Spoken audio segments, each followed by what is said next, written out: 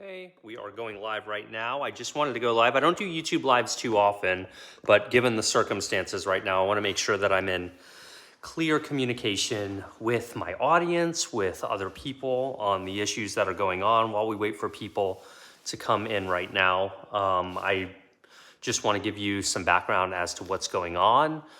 As many of you know, the YouTuber known as Dog Daddy, Augusto de Oliveira, is implementing abusive dog training tactics right now. And it is unfortunately a big issue. And so we are trying to raise awareness around not just him, but many trainers who use these methods. And lately we have people who just don't understand why. They think this is simply a difference of training methods or whatever. So I'm really hoping to take some critical comments to just help us understand what's going on here. I think it's so important to reach out to people and help them understand. Hey, sports kids, you can get a shout out. Yes, how are you? Okay, good. Now we're starting to get some people in. This is great. So yeah, for those of you just joining us, we are in a state of emergency in the dog training field right now. There are abusive dog training practices going mainstream in a way that maybe they have before, but it's moving us in the wrong direction. And as someone in this field, I've been very outspoken about modern, humane dog training over the years. Many of you will know this. And we have decided to really point a lot of attention at Augusto de Oliveira, known as the Dog Daddy, because we believe his practices are abusive towards dogs. They don't address the underlying cause, and that they are a public health and safety risk. And I just wanted to make sure I made myself available to not only my audience, but his audience as well, so that they can understand why we're scheduling protests at every one of his events, why we are raising awareness around it, why we are asking for licensure in our field so that abusive dog training tactics can go challenged, because we're not going to let these methods go unchallenged as a community anymore. Hi, Snoo Snoo. Good to see you from Toronto. Yeah, it really is messed up. So I don't know how long I'm going to be here. I noticed on my last video, I posted a Canadian news report, and I noticed there's a lot of people who still don't understand why we're doing this. A lot of people think that you need to meet a dog with force or aggression, particularly when a dog has aggressive issues. This seems intuitive to many people. And what most people don't realize is that it doesn't address the underlying problem when you're yanking and cranking a dog all over the place and physically punishing a dog who has aggressive issues. That's just addressing the symptom. It's kind of like putting a Band-Aid on a broken bone. You could cover it up. You could cover up a fracture, but that doesn't mean you've really addressed anything. Do you know what I mean? That's a good metaphor here. So this is a good question, William. Why don't you get an aggressive dog? He says. We actually have many dogs on my channel with bite histories. And if you're seeking evidence that a dog trainer is working with a dog who has aggression issues by seeing aggressive behavior, you're seeking evidence for bad dog training. Skilled dog trainers know how to not get a dog biting at them. So say in Dog Daddy's videos or Augusto, you will frequently see him just drag the dog. And what happens when you pull a dog who's fearful? They'll start biting, right? They'll start biting, they'll start freaking out and stuff. And at which time an amateur or charlatan like Augusto de Oliveira will say, this dog's aggressive, when he is the one triggering the aggression. Once you have a trained eye, you know to see these things. The public doesn't know to look for that. They don't understand. They're confused about the matter, which is why we need licensure, because there is a ton of confusion around this. So yeah, and no need to give me any money, you guys. I'm here just to communicate with you, and I appreciate it. That's very nice of you. But I'm really here just out of genuine communication to make you aware of what's going on in our industry. I feel a responsibility that if I'm going to call out an individual for using problematic dog training approaches, that I have the responsibility to communicate why we're doing that, and to not only talk to my followers, but to his followers as well, who are not our enemies. They are our friends. They're dog lovers, and they're simply confused. And we're here to aid in deconstruction of people who have believe this outdated idea that you need to use pain and or discomfort to modify behavior or to train dogs, because you don't. Good, I want my pro Dog Daddy people in here. Dog Daddy shows results of his training. So Nance, this is what you're seeing, okay? When you see this out of control dog and then he yanks it by the neck until the dog shuts down, you are seeing a physical position of a dog no longer jumping and lunging. But what has happened here, imagine you were pulled over by a corrupt cop who pulls you out of the car and starts beating you with his stick or putting his knee on your back and just scaring the crap out of you. You're either going to fight back, you're going to try to run away, or you're going to freeze. We see all of this with the dogs, right? There is no attempt to connect with the dog. And so even with a dog with a bite history, believe it or not, if you approach them in the right environment, if you have the right data, if you've had your medical exam, you never need to see the aggression at all to address it, because we're not trying to address the symptom, we're trying to address the emotion. And one of the things that modern dog training focuses on is constantly measuring the emotional regulation and state of the dogs we're working with. It's not enough to just say, oh, that dog won't let go of a ball, poke in the liver until the dog, I just saw this video from him this morning doing this. You know, that is not how it's unacceptable. We can't just go for physical positions, because if we don't address the underlying emotional causes of these complex animals, then we're not going to make the progress we want. And there are many elements in our culture that really promote this idea. So, and again, I'm happy to take, you're not going to hurt my feelings. I really want Dog Daddy fans to reach out to me, to ask their questions, because a lot of people are seeing me as someone who's just picking a fight, and I'm really not. I see a public being misled, and I see great confusion in the public in an unregulated industry, as you would expect to see in an unregulated industry. If an industry is unregulated, you're going to see people rise up who are bad for the industry sometimes. Let me see if I can catch up on some of these comments. I've used Dog Daddy and he didn't do that when I was there. Yeah, I'm not saying that every time he works with a dog that he's abusing them, but how many times do you need to do it? If you want to look at any past videos or on Instagram, we have compilations of abusive dog training tactics where he literally causes the dogs to defecate. We have them cutting off air to a dog's throat with a prong collar while holding them off the ground for an extended period. These are not acceptable methods in modern behavior. In fact, it's not even like they're just different methods and you get to the result a different way. This is not one of those things. When you use these methods on dogs and you're not addressing the underlying cause, you're just making it worse. You're actually a public safety and health concern at this point when you're doing that. And again, he's not the only one. There's a lot of dog trainers that train this way. He's just one of the higher profile ones, which is why I'm talking to you about it. And it's a shame. A lot of what he does may even be considered legal in many places. But I will point out that there are many things throughout our history that were once legal that should not have been, that are now illegal. And this is one of those things. How far are we from authorities to regulate how trainers train dogs? I don't know. That's not my expertise. My highest and best use is to raise awareness as a professional in our field and express my concerns. We are working on another series, but while I work on my part-time job right now is raising awareness around these issues, because it is out of hand and it is a problem, and we need licensure in this field yesterday. Because here's the thing, dogs can bite people, they can bite other animals, they can bite members of the public, people. And when you have people giving this horrible advice that exacerbate these issues, that creates an additional public health and safety concern. And with Augusto, you know, he's got millions of followers. I don't take that away from him. I want dog trainers to be successful who are behaving responsibly. So, you know, that part, more power to him if he's giving great advice. But he's not. And this is what is not controversial. Even amongst dog trainers, you know how we dog trainers argue all the time? The overwhelming majority of professional dog trainers say this guy is a quack and should not be in the industry, just if you want to know. Yes, Cesar Millan is also right up there. You know, he's past his prime at this point, and we may address that in the future, but it's not about the individual, it's about the methods. And if we have someone right now who's, you know, getting a lot of views on his shorts because the public doesn't have a trained eye on what to look for, they're being misled big time. It's kind of like it's 1950s. It's the 1950s, and there are commercials on television where doctors are telling you that cigarettes are good for you, which is a historical reality.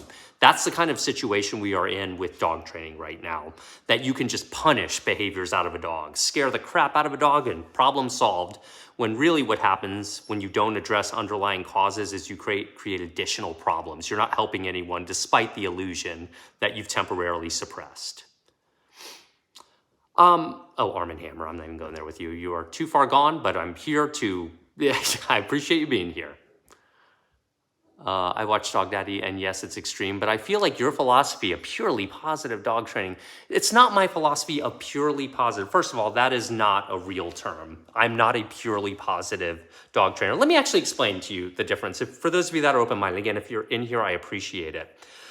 When you're a positive trainer, really all that means is that you don't bake into your training plan discomfort and pain intentionally delivered. Right? You don't say, okay, when my dog does this, I'm going to make sure there's some type of painful or uncomfortable, physically uncomfortable approach. That's all we're saying. For example, if my dog is pulling, I can redirect attention on me without putting prongs in their neck and hurting their emotional state. Do you see what I'm saying? So it's very imperative that we're measuring our dog's emotional state if we're trying to have real results. This is not my method. I wish I could claim that I discovered positive reinforcement training, but in the behavior field at large, this is well accepted and well established. That's why we don't use physical pain for kids in kindergarten, or we shouldn't if we do. The laws governing behavior are the same for dogs as they are for people, believe it or not. They are not different learning laws, and this is part of the educational outreach we're doing here, and that's why I'm trying to be an open book here. Appreciate it, Daisy. Yeah, and so we're just really trying to raise public awareness around this issue right now. You're not defending Dog Daddy, you're saying I'm wrong. Okay, well that's all right. In order to believe you, Arm & Hammer, I have to now believe the entire behavior science community is incorrect and you are correct. So that's a tough pill to swallow. You can understand that, can't you? Why is it that you possess more knowledge than the overall scientific community would be my question, I suppose. I love Cesar Millan's perfect story, personal story and his charisma. Agreed, same, but right, I mean, when you're giving problematic advice to the public, you've got to be called out. And that's why we're calling him out. It's not neutral. If he was just giving advice that was like, that's crap advice, I wouldn't be like this. I understand, and other professionals understand, that it's harmful advice. And that's why we're staging protests outside all of his locations where he teaches classes worldwide. Right now, we are very organized. On Instagram, if you're really trying to follow all of this, we have details over there. I'm only coming to YouTube selectively just to make sure that you guys understand. And again, no need to donate money here. I appreciate it, though it's nice, but that's not what we're doing this for. We're just trying to raise awareness. Yes, hi, Bree, someone says. Hi. Thanks for saying hi. That's so cool. Yeah, Beckman is what we call a compulsion trainer. He doesn't address underlying causes when we're seeing him use those harsh physical corrections with dogs. Joe, it's not a trainer war.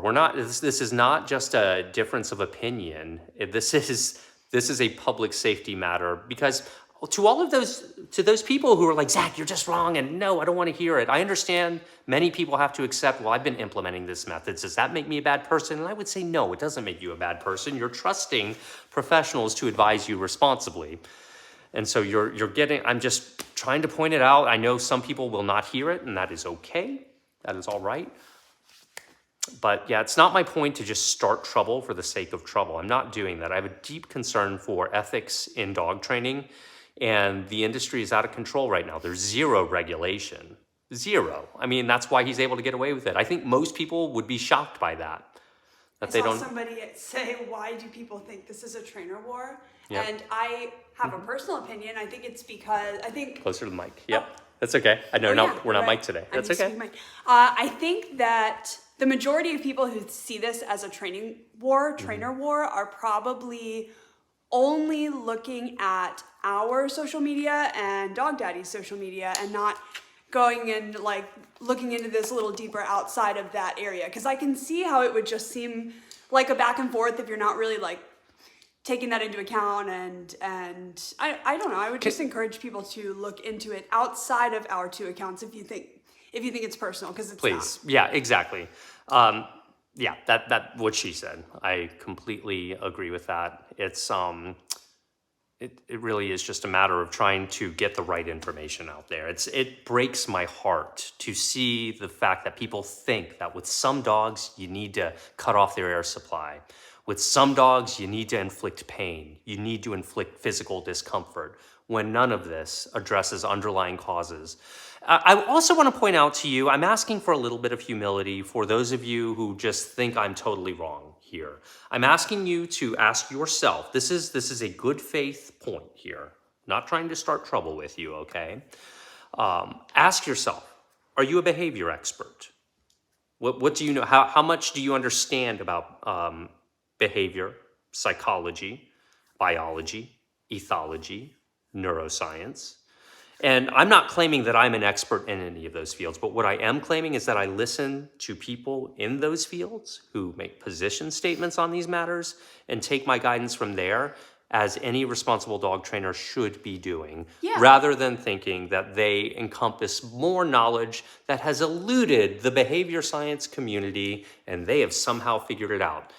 In order to believe Augusto de Oliveira or trainers like him, you have to believe that he is correct and the whole scientific community, based on decades and decades of research, is wrong. I think it can maybe feel kind of alienating to some people when you list things like, animal behavior, when you're listing all the sciences, because it can feel like that's not dog training. So that's cool, but I'm going to listen to a dog trainer. And it's important to understand that these fields are dog training. They're directly, like, the science of how dogs learn is dog training. And it's important for trainers to understand that. And there's crossover of dog trainers and all these other fields, is I guess what I'm trying to say. That's something that I think a lot of people genuinely don't realize, and that's fine. I can see how it would be like, that's cool, Someone's asking, would you repeat what the problem with Cesar Millan is? Well, if you look at Cesar Millan's past, he has put a lot of pseudoscience into the population. I'm sure he believes it, but it's pseudoscience, pack theory, being the alpha, being dominant. These are all extensively debunked ideas in the scientific community. Nonetheless, it feels good, I suppose, to some. Or, if you have a certain worldview where you think, man, I want to be able to punish my dog or whatever. I don't want anyone telling me I can't do it. There's nothing I can do about that. But if we are concerned with progress and we don't want these toxic ideas to get in the way of progress, we're just trying to shine a light on that. We're taking a lot of heat, as you might imagine.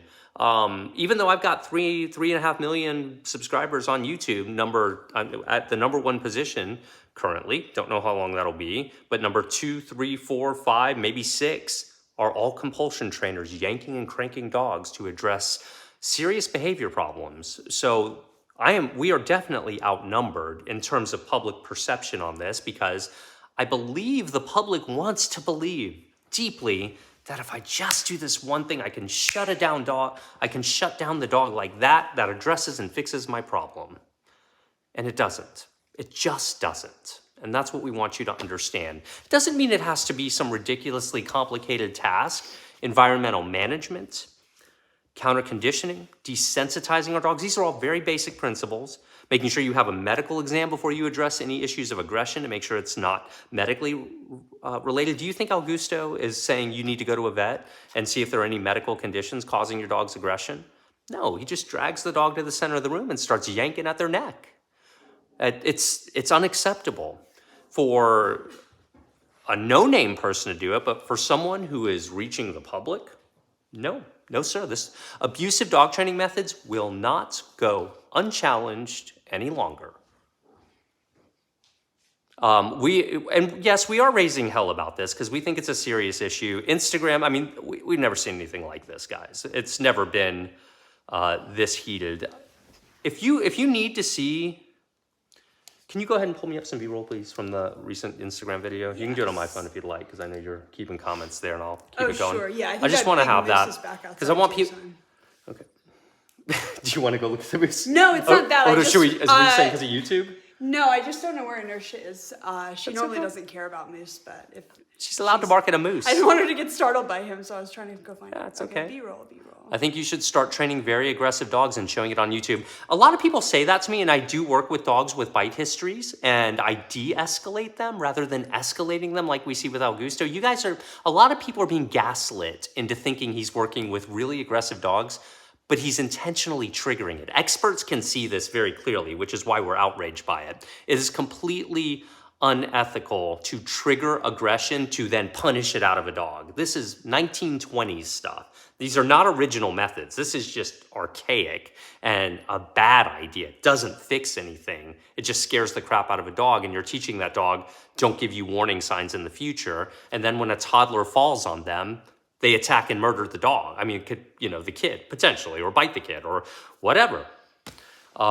So there's extensive knowledge. We have a lot of people in here who are just going to be like, Zach, you're starting trouble. And that's really what they want to believe. And that's okay. That is not what we're trying to do here. I'm trying to have a good faith conversation. I think I've reached out to Dog Daddy followers more than he has throughout all of this to really try and make sure that we're communicating why we're doing what we're doing every step of the way. I've told you, again, Joel Beckman is just a symptom of a greater problem here, that society is confused about this matter, that they think addressing symptoms are acceptable rather than addressing underlying causes, and there are many charlatans in our field. So yeah, I mean, again, the point, it's not about the individuals, it's about the methods, but if there are high-profile members of the public propagating this type of BS, we're going to call it out. We have to call it out. Not just me. I have the backing I mean, do you know how many organizations have come out in the last 2 weeks against Dog Daddy? The Pet Professional Guild, the Association of Professional Dog Trainers, the RSPCA has been in direct contact with him, trying to discourage him from coming to the UK. I mean, there's more. There's Victoria Stilwell has come out. Michael Shikashio, who is a positive trainer, a modern trainer, behavior. Is he a behaviorist proper? Specializes in aggression. He specializes with dogs with aggression issues. He has come out and made a statement and shown you. And yeah, oh, thank you. Is this it? Yeah, it's Instagram. So I'm just gonna hold up my phone here so you can understand what we're talking about here, and so you don't just think I'm trying to pick on another individual. I'm not. I take no joy in it, and I think there's exceptional responsibility when you are gonna put this type of pressure on an individual. So I want you to understand why we're doing it. I need basically B-roll up here, but that's okay.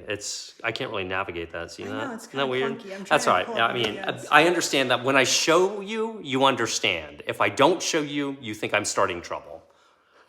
I'm not that familiar with Will Atherton, to be honest with you. This isn't about, again, I don't want us to get too distracted by individuals as much as I want you to understand that if someone is using pain or discomfort as a premeditated approach to train dogs, then that is a deeply flawed approach according to every relevant scientific body spanning from fields of biology, psychology, ethology, and neuroscience. Excuse me. And so, I mean, I know that this is a passionate issue, and I know it's an emotional issue for people, but we really do need to move beyond using pain to train. We really do. There's no excuse. Now, look, let me give you an example, because I think what a lot of people hear when I say that is they say, oh, you're just going to throw hot dogs at an aggressive dog, for example. That's not what I'm saying.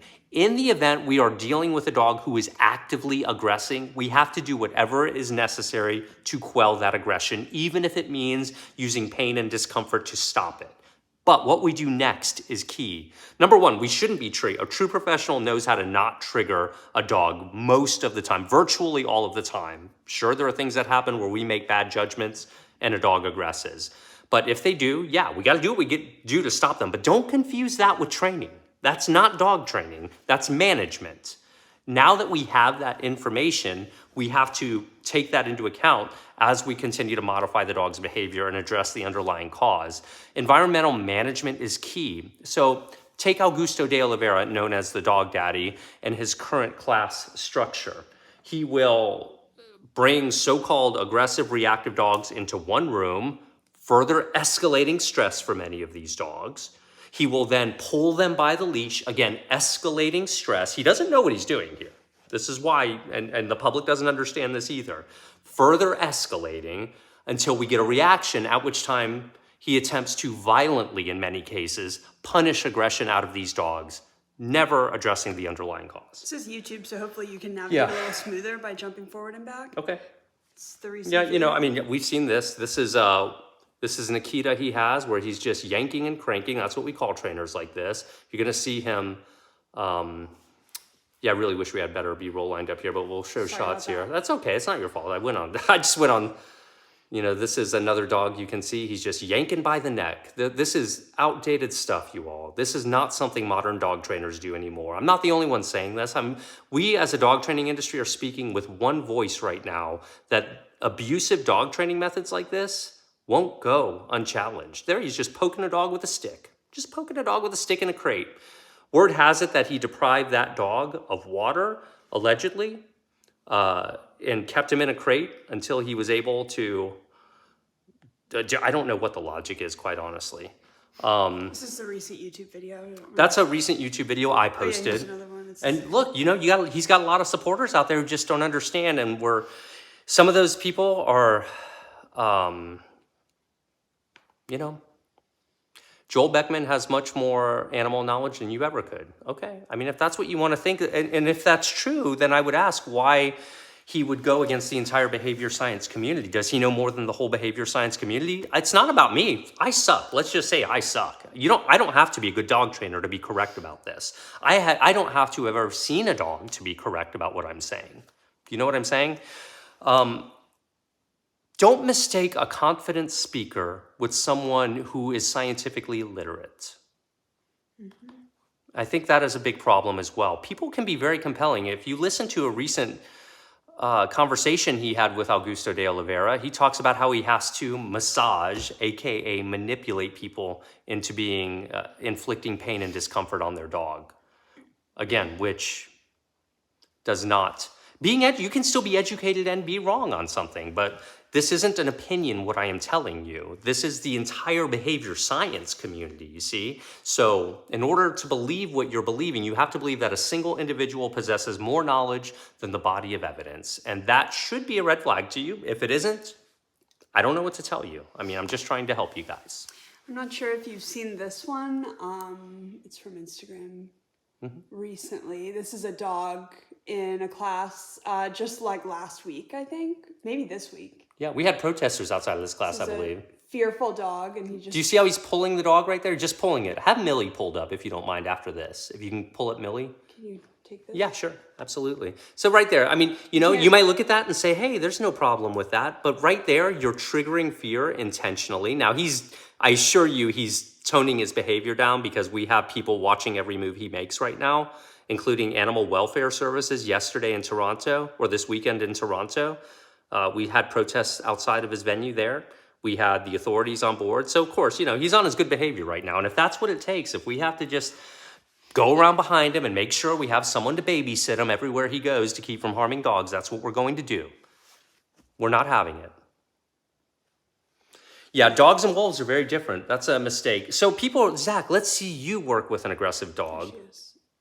What? No, sorry, I was just trying to help you navigate the video. Yeah, I got you. And just do it like this here. Here we go. So I just want to show you some B-roll here of a dog. This video is a few years old, and this is a dog named Millie that I worked with. I'm trying to get you a not reflection. This is a dog who is nervous. I believe this dog had a bite history as well. Nervous of men in particular. Do you see how I'm holding out my hand? Do you see how I'm trying to build trust with that dog? I'm not going up there and yanking them. Let me fast forward here, get you some good. Here's the dog when I arrived, and she's very nervous. She's very nervous of coming to me. Yeah, she would have looked just like that dog in the other video. This is the kind of dog that Augusto would have on a leash and pull it towards him. How hard is it to offer a dog a piece of meat? You could drop it on the ground if you were worried about getting bit. I probably should have done that in this case. Look at the dog. You can see the dog is nervous. I mean, apprehensive, barking at me. I don't have audio going right now. Backing away, not accepting me. You've seen Augusto work with dogs like this a million times, where he just drags them around and starts cranking away. There's no effort to build trust here.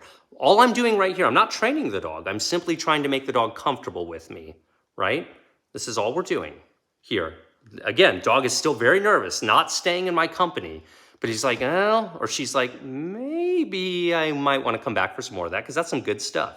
Well, we look at that. The international language of peace for a dog is meat. I'm pointing out some body language here showing the dog's uneasiness, something we don't see from Augusto. He's not literate in dog body language at all. Or if he is, he doesn't care, right? Again, still very nervous. Let me fast forward a bit because you can always watch this video. Maybe someone can put it in the comments.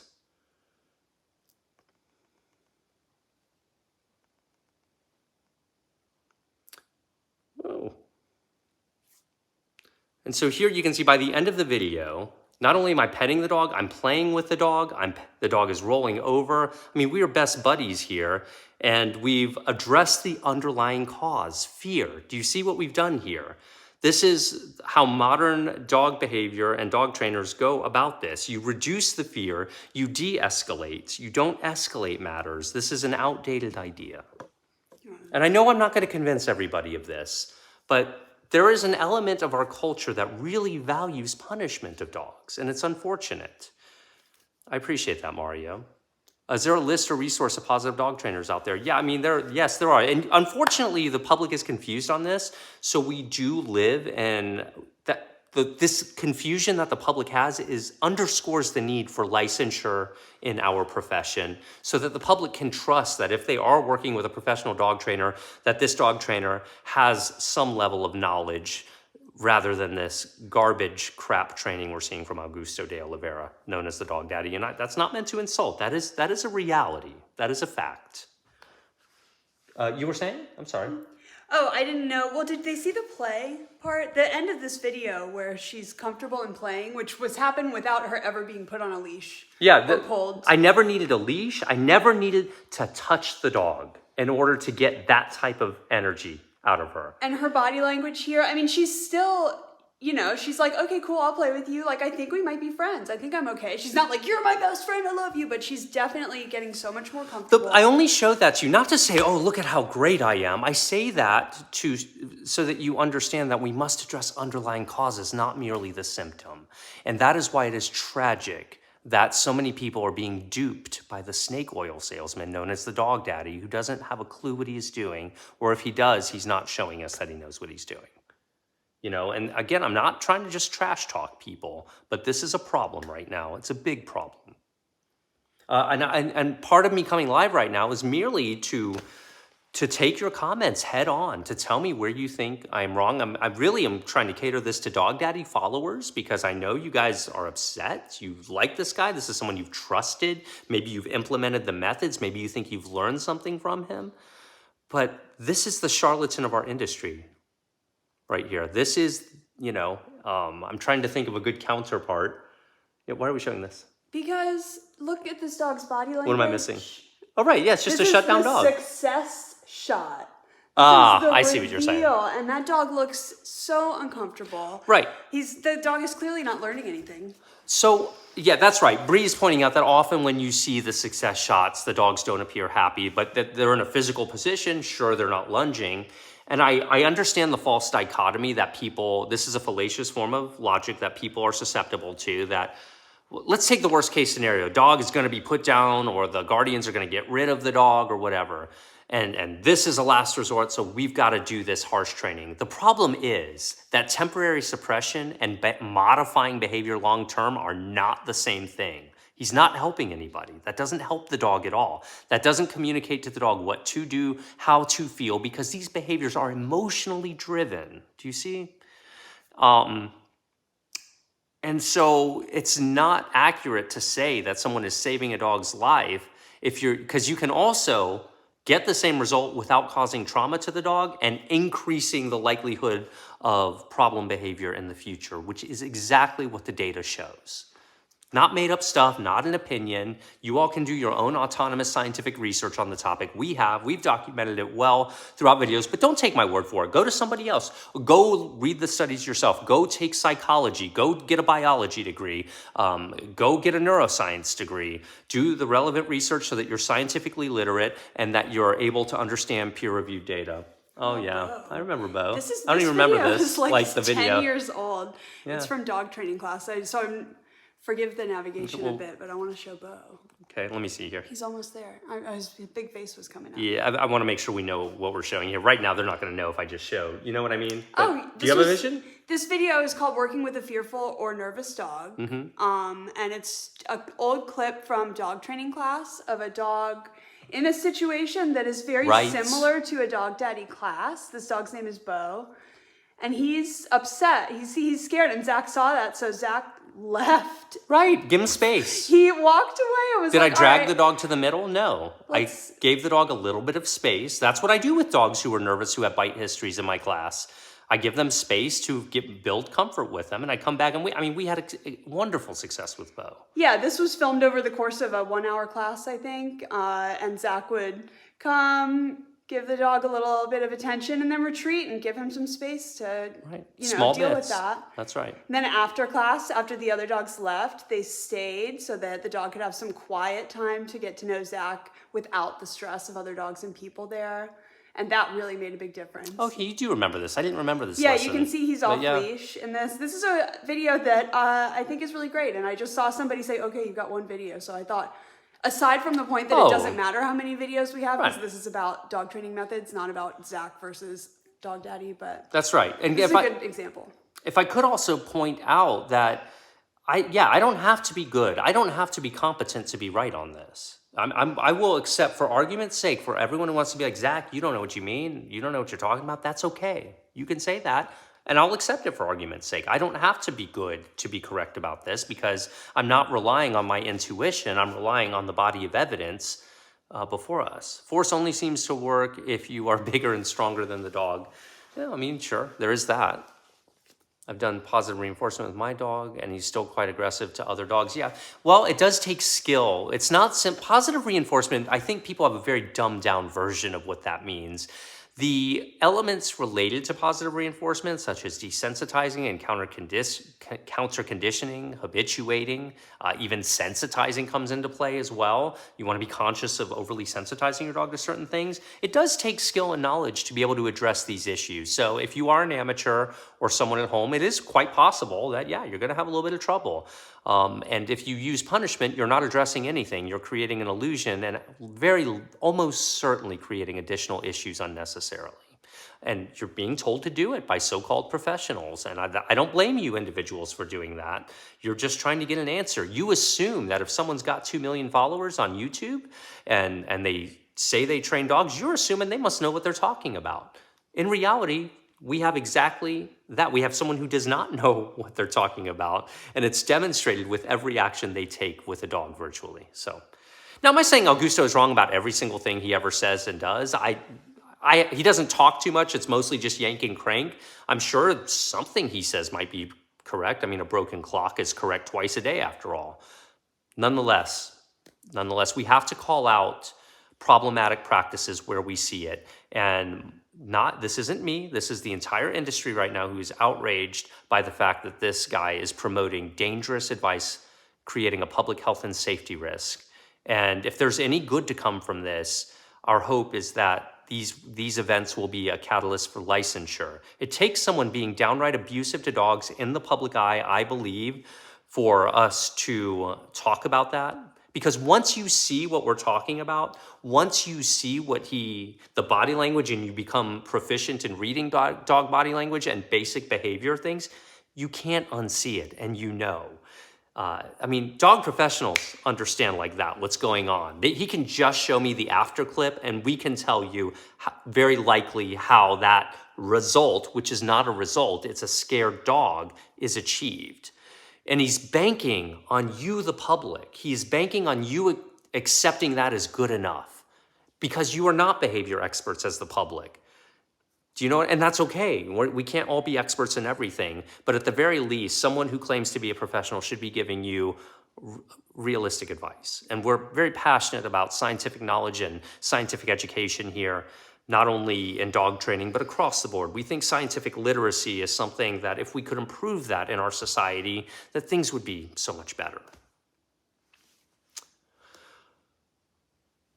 And again, here I'm because I've read a lot of the comments in our last video from Dog Daddy supporters who are unclear on a lot of things. That's the main reason that I'm doing this broadcast right now. Is I want to reach out to you guys. You love dogs. Some of you might just be diehard fans and you don't care what I say, and that's also okay. I appreciate that you're here. Yeah, Michael Shikashio has a lot of great stuff. We're definitely going to bring you more content relating to dogs with bite history. Clearly, you guys need that and want that. I have a series of new puppy survival guide coming out soon, which I'm currently working on post-production with. But yeah, we have a lot of ideas to really grab this issue by the horns and help you all understand where you've been misled as a public.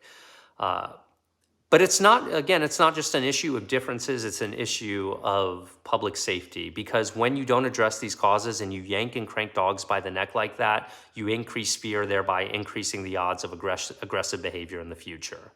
For those of you that have taken a psychology class, for those of you that have scientific literacy, I think you will understand what's going on here. For those of you who are just not educated at all in behavior, you don't have an obligation to be educated, but I'm doing my best to communicate in good faith to you what the problems are with it. Yes, were you keeping up with questions? I'm not sure or not? which kind of. Yeah, I have so much different B-roll and different stuff for you to choose. Oh yeah, whatever you have, you go take over. I have Shade. I don't know if Shade's a secret. So no, Shade. This is the star of our next series. That is a Cane Corso. And that'd be a nice thumbnail right there. I like that one. That's Shade. He spent a little over 2 weeks with us, and we're producing that series right now. It's going to be a good one. On that series, I have really gone into some new concepts. I think you guys are going to love it. But again, I'm not here for self-promotion right here. There's a crisis in our industry, and I want to be open and communicate with you guys about that.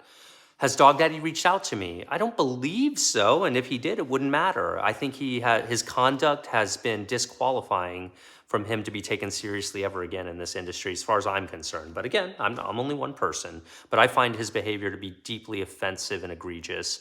And I mean, I personally believe he belongs in jail. I believe he's committed animal abuse, but I'm not a legal authority, so that's up to the authorities.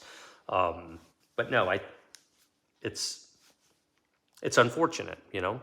Because it's not that he uses the problematic dog training in and of itself that is the problem. It is the refusal to grow, right? It is the refusal to say, you know what, I could learn something here.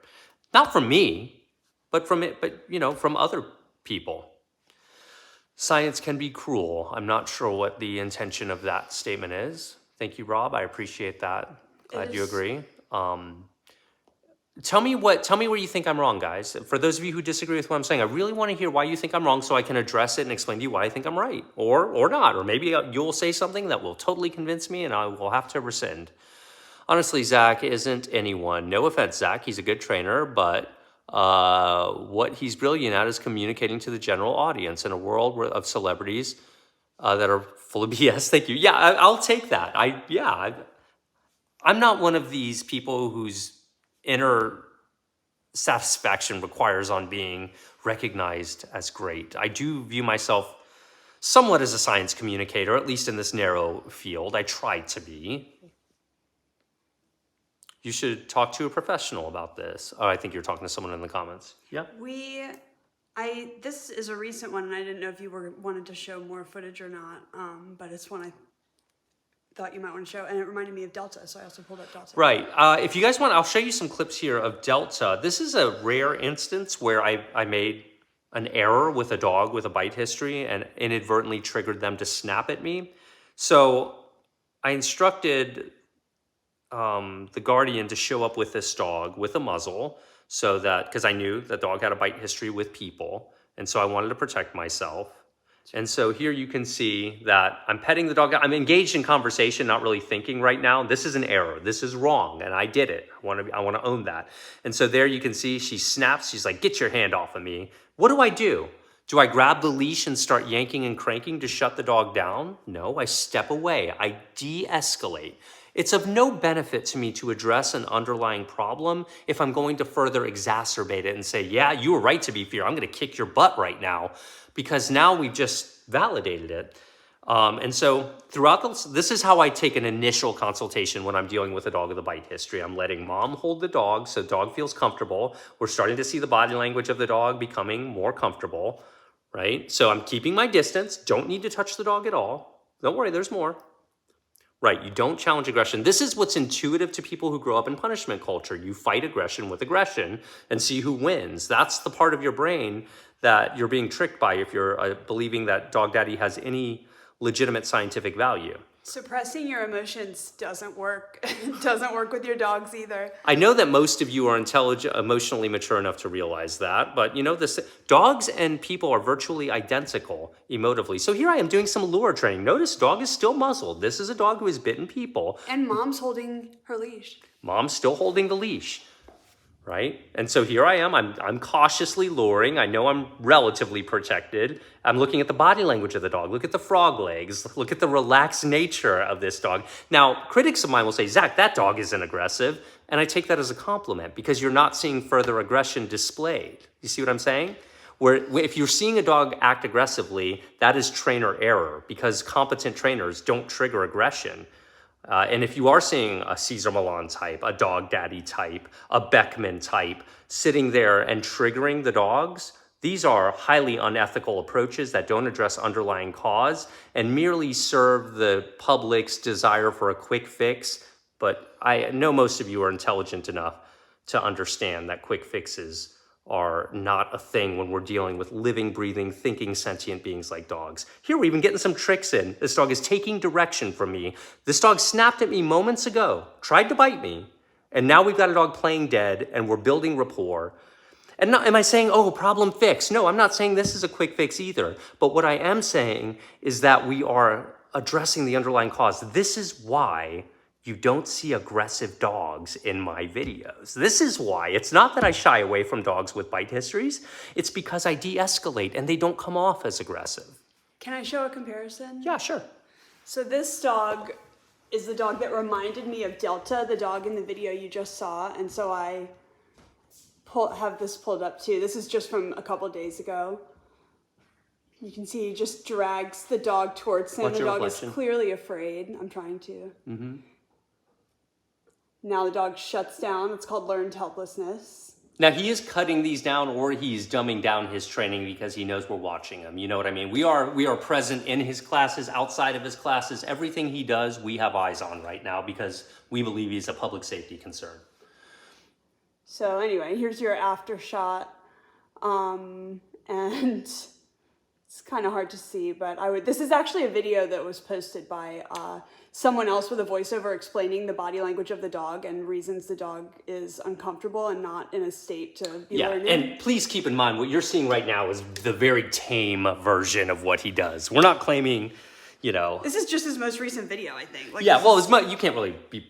His most recent stuff, he's under immense public pressure right now because of us in the dog training community. So he was training with hot dogs. That's how desperate he is right now to try and recover from this. Another dog that also reminds me of Delta.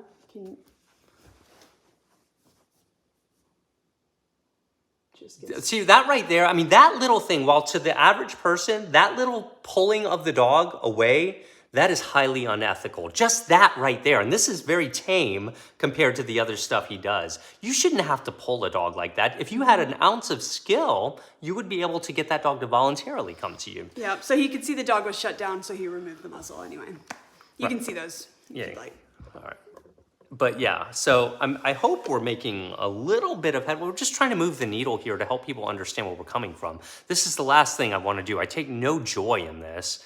But I'm also hoping I have this optimistic mindset that if you are a fan of Dog Daddy, if you have been persuaded by him in the past, that you might be able to see another side. We talk about this a lot. There's something called conservatism bias that all of us humans are subjected to, including myself, including Bree, including all of you, where we are more likely to believe the first thing we heard than the second thing we heard.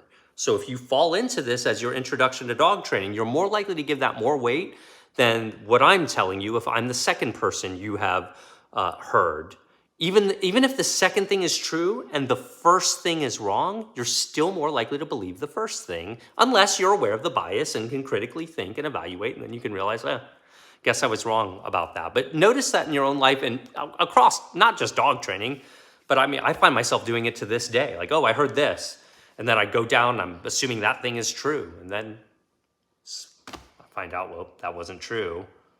So now I got to go back and dismantle all that crap, you know? So Zach does not show real life scenarios. Oh, Zeus. No, that's not correct. We go out of our way to be ultra realistic. In fact, when I shoot dog training content these days, for example, a series I just shot, those dogs live with me 24 hours a day. We go into public with them. We go through socialization. I treat these dogs as though they are my dogs for the time that I have them.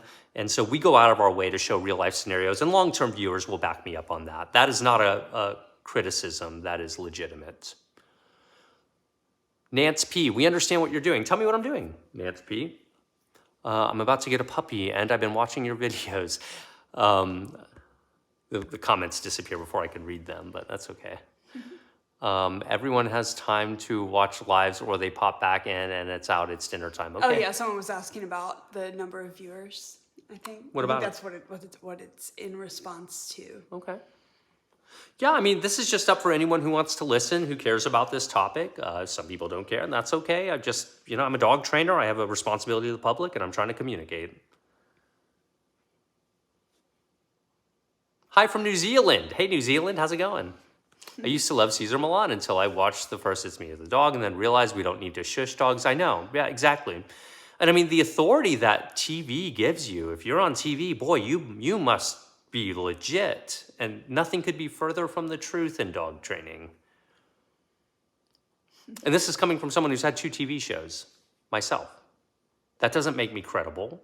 I could still be lying. I could still be wrong.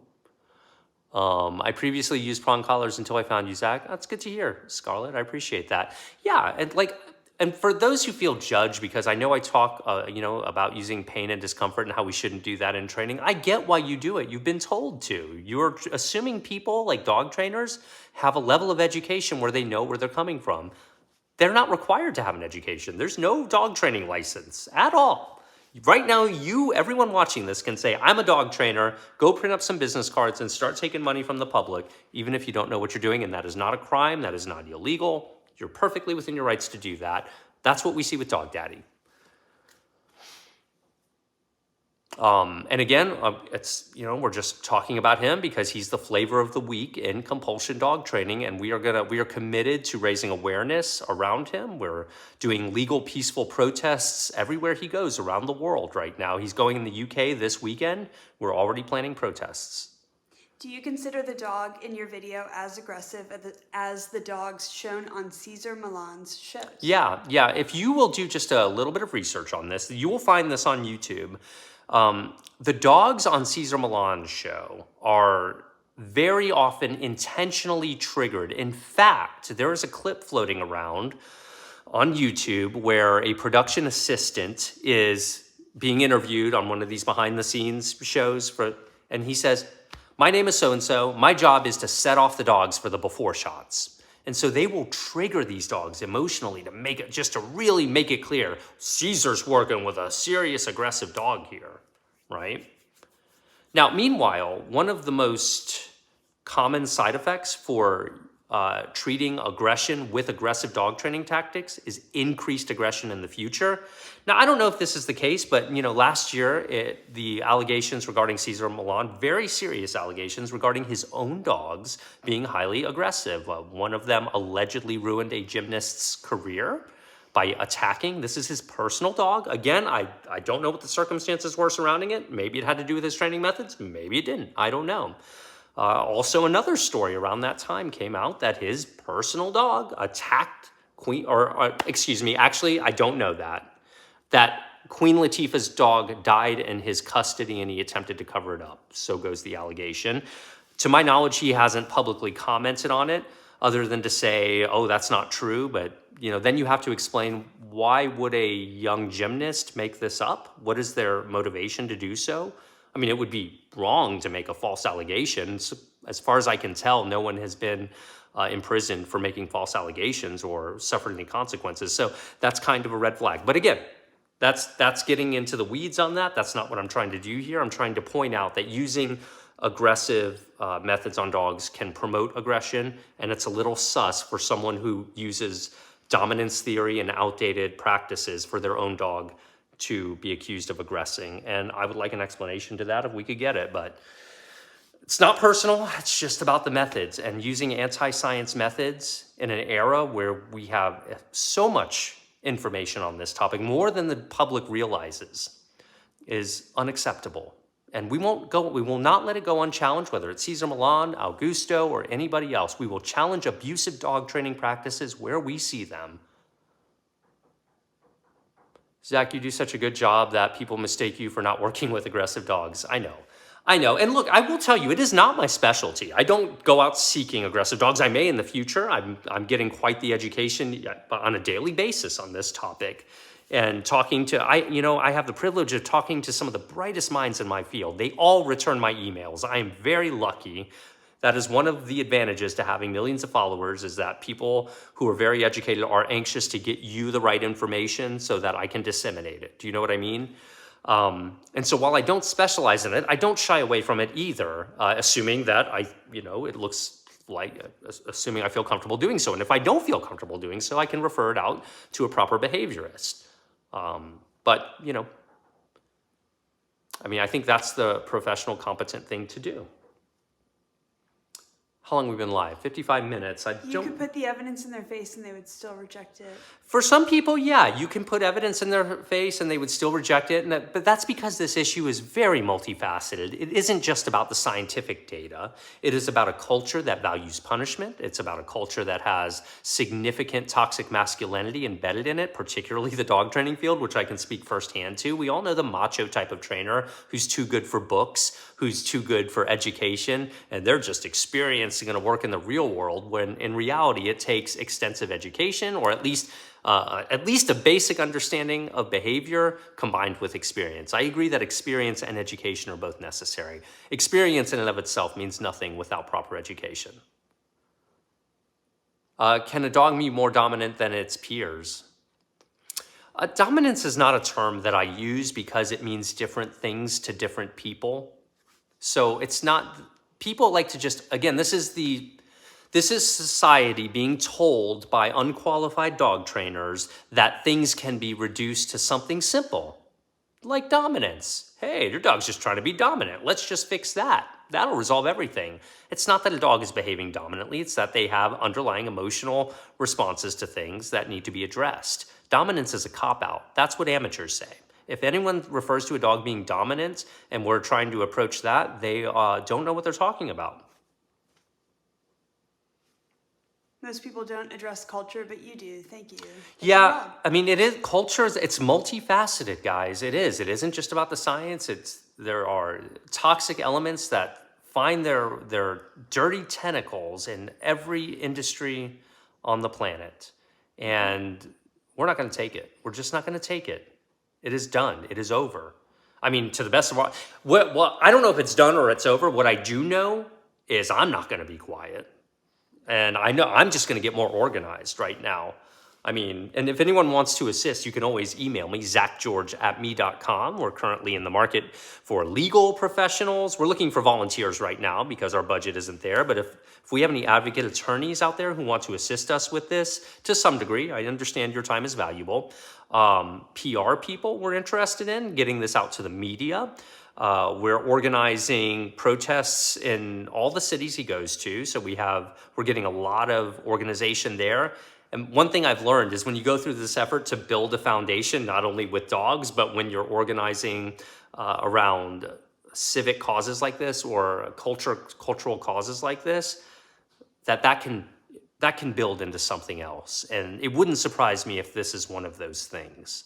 Don't group Caesar in with Dog Daddy. Why not? Why not? The methods are virtually identical. Maybe Caesar's toned it down over the years, but I haven't heard him back off of his general hypotheses. There's a lot, if you will just have an open mind and do your research on this, it's in non-CGI form, Cesar Millan yanking and cranking dogs. I understand that people love him. That doesn't mean his methods are scientifically sound. Doesn't mean he's wrong about everything either, okay? This isn't about vilifying a human.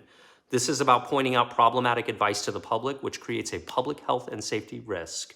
And that is why we feel very confident in raising awareness around this issue.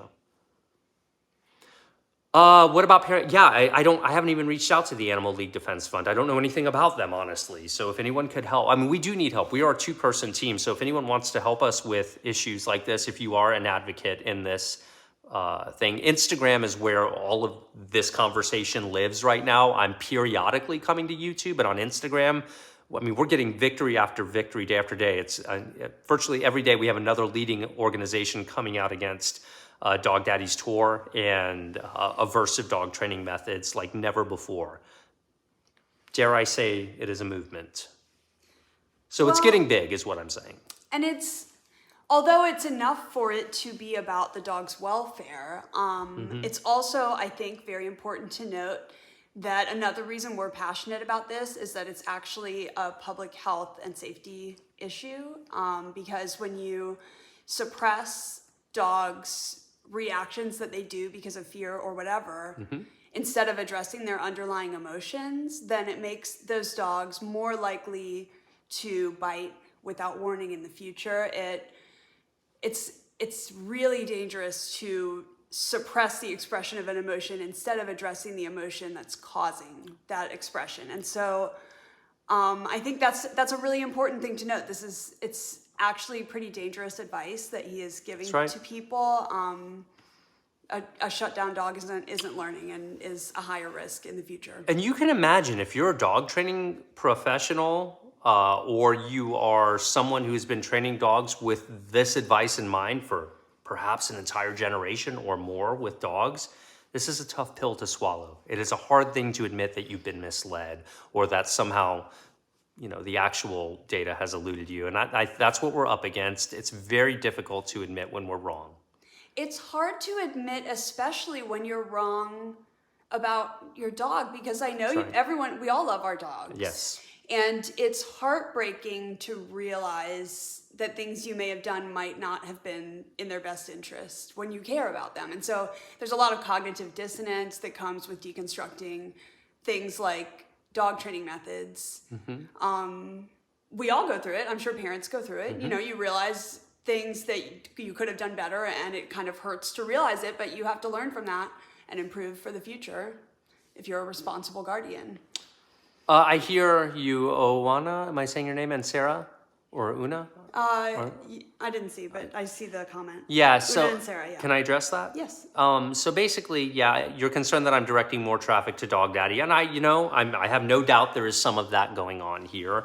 Nonetheless, you know, if someone's going to get millions of views either way, we're not going to let it go unchallenged. We need to speak out about it, even if that means driving more traffic to him, unfortunately, because the greater issue here, I know we're on the right side of history with this, and being quiet is not an option, so that leaves me here. I can't just be quiet. Many of my professional colleagues cannot remain quiet. They're speaking out. Victoria Stilwell is speaking out. Michael Shikashio is speaking out. Ken Ramirez is speaking out. Organizations like the APDT are speaking out, Association of Professional Dog Trainers. The Animal and Behavior Training Council in the UK has spoken out. All of that since in the last 2 weeks over this issue. The RSPCA has reached out to Augusto personally in Britain to try to intervene. So again, for those of you that think this is a Zach thing, this is not a Zach thing who's jealous of his competition. This is someone who's deeply concerned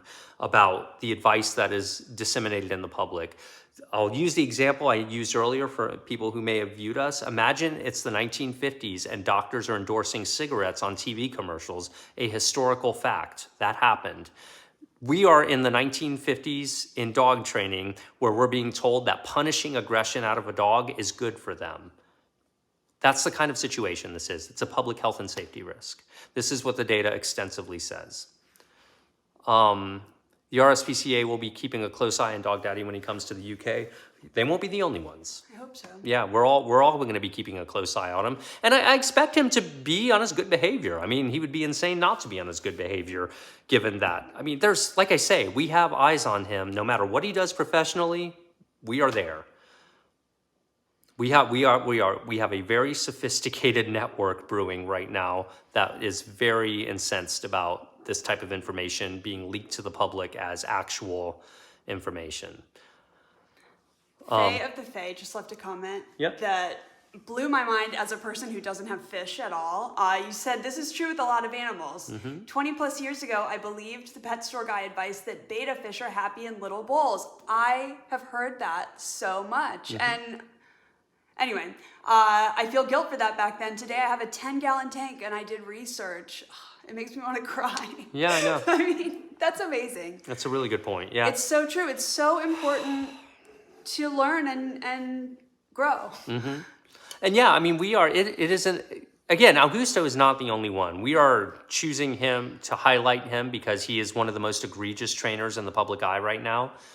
He's not the only one. Probably 20, 30%. This is an opinion. I don't have any data to support this, so I'm being open about that. This is just my sense that around 20 to 30% of dog trainers are training with the yank and crank method of just destroying dogs, wrecking them emotionally in order to shut them down to then claim success. This is a very shallow approach. It just breaks my heart, though that shouldn't be the reason that you should be upset. I don't want to make an appeal to emotion. That would be a fallacy. That isn't the reason. The reason is it's scientifically unsound. It is unsound advice. And I urge everyone to go find other sources outside of me. Yeah, I appreciate that. Barks, like that. Fun name to say.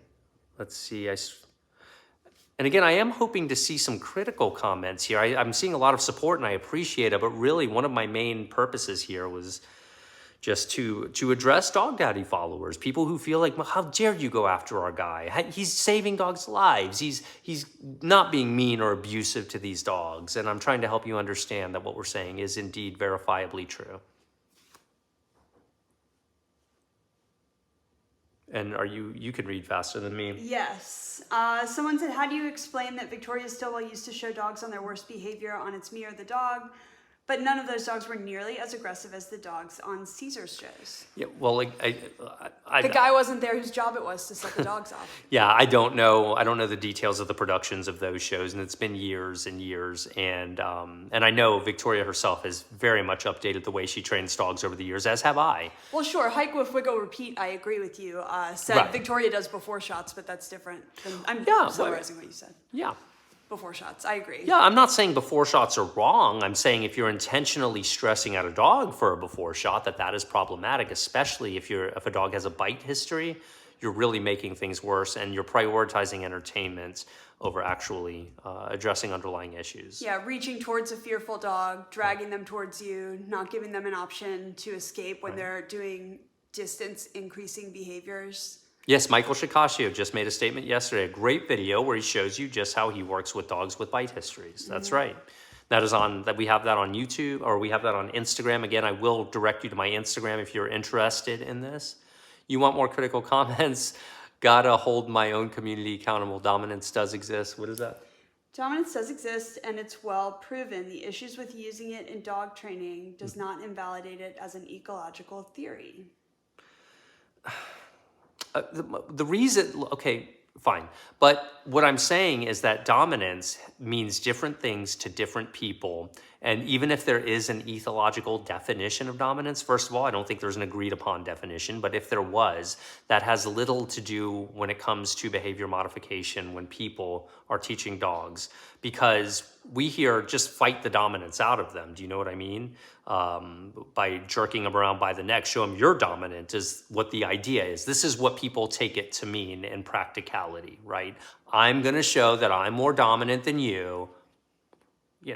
this is the toxic masculinity I'm referring to. That's who that appeals to. People who are interested in a battle rather than actually nurturing and teaching an animal with modern behavior methods. I don't expect people at home to know how to do these things easily. There's a learning curve, but it's not the hardest thing in the world. There are many more harder things, but someone who's truly interested in it, I think will understand what we're getting at here. Zach does not show very aggressive dogs with the triggers. I think you're just joining us, Zeus. I addressed that earlier. If you're looking for aggressive behavior in a dog training video, you're looking for evidence of poor dog training. Professionals know how to not trigger dogs. I've shown 2 examples in this very video where I've worked with dogs with bite histories and how I approach them. I de-escalate so they don't feel the need to bite me. That's what I try to do. And because no dog is aggressive 24 hours a day. These social media posts and will paint these dogs as just monsters with 24-hour energy that are going to snap constantly. Dogs sleep 8 hours a day at least, probably, maybe more. Dogs are comfortable with their guardians most of the time, even if they do display aggressive behavior in certain contexts. Those are the things we want. We want to work on modifying those behaviors in those types of environments where the dog is already comfortable so that we can build trust. Because once we build trust, now we can get in their head, and now, only now, can we address the underlying issue. That is the only way.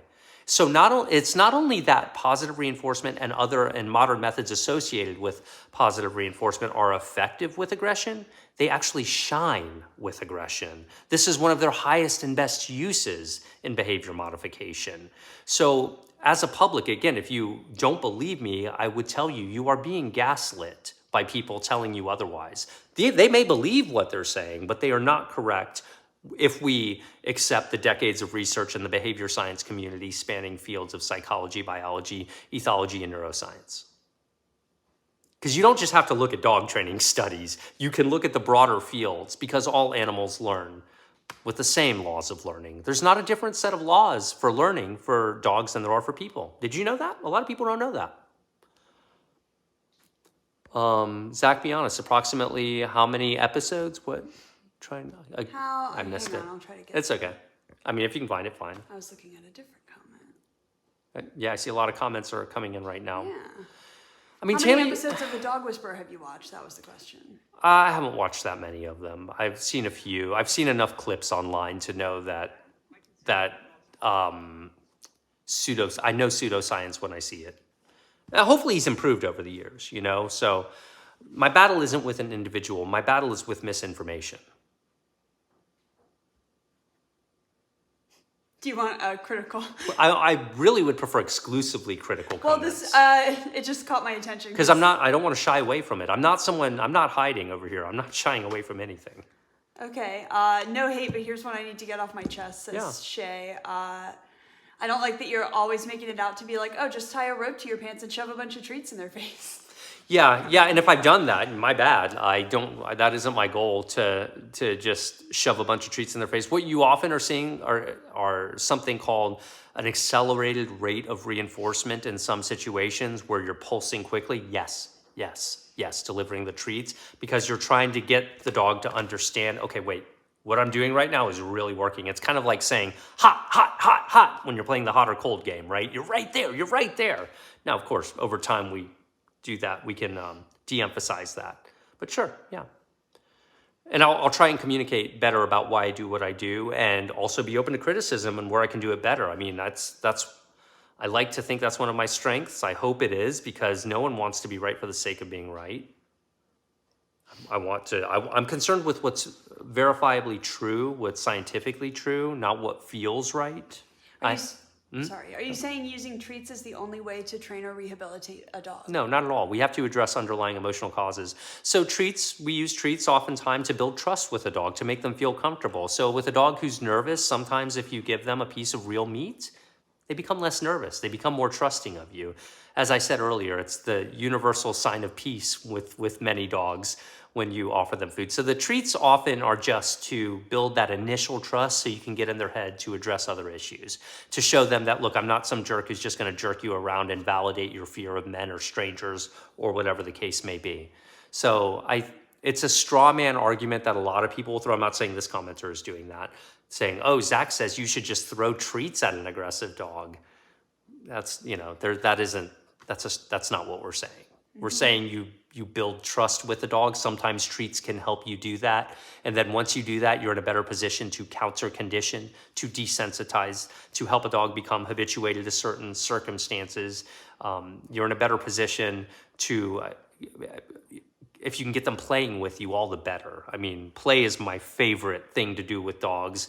And the brain chemicals, the positive brain chemicals that come out in both humans and dogs when they play can be very valuable in addressing a lot of issues too. So just getting the dog you're trying to reverse an emotional response. See, behaviors call this conditioned emotional responses, CERs for short. And dogs who have aggression issues very often are conditioned emotionally to behave aggressively, maybe because they think if I don't, I'm going to get hit or I'm going to get yanked around or whatever. That's exactly how a lot of these methods manifest as increased aggression in the future. Christopher said police are trained to de-escalate, but sometimes they need to escalate or the criminal and their bad behavior gets away. But I think that's emergency management, is that right? Yeah, you're one step ahead of me. Exactly. So yeah, in the case, now look, so I'm not saying that you can never be aversive to a dog. In fact, sometimes you even need to administer pain to a dog. Let me give you an example. If you're trying to break up a dog fight or a dog is actively aggressing towards you, you do whatever you have to do to get that to stop because it's an emergency situation.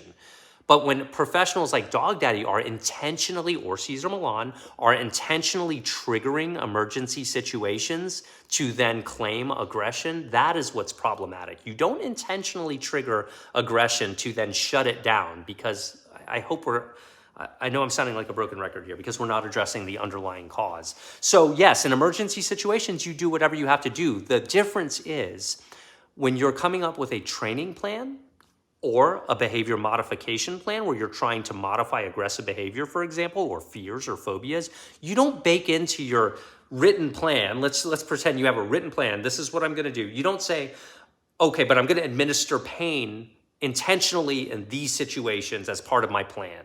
Do you see what I mean? Yeah. That is what makes a force-free trainer. It's not that we're force-free all the time. It's that we don't bake in pain and discomfort into our training recipe because we understand that never addresses an underlying cause. It just never does.